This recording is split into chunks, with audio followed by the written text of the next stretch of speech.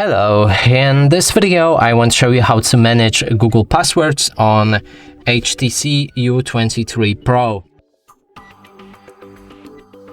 And to do this, we'll need to launch our Google Chrome.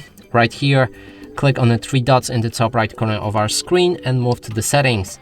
Inside there's the passwords, and now we can enable save passwords. Now go back and open any website that you want to save the credentials for. In this case, I'm gonna go for the Facebook.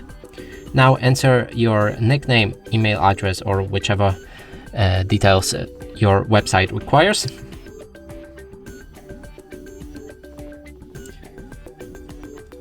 Click on login. And now in a few seconds, we should be able to find this pop-up and click on save to save that password in our list.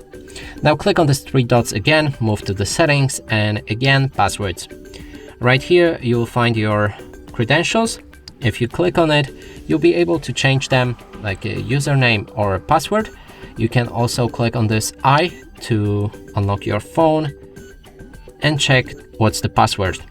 There's also option to click on that trash bin button to remove the password from the list. And that's it for this video. Hope you like it. Please consider subscribing to our channel, leave a like and a comment below.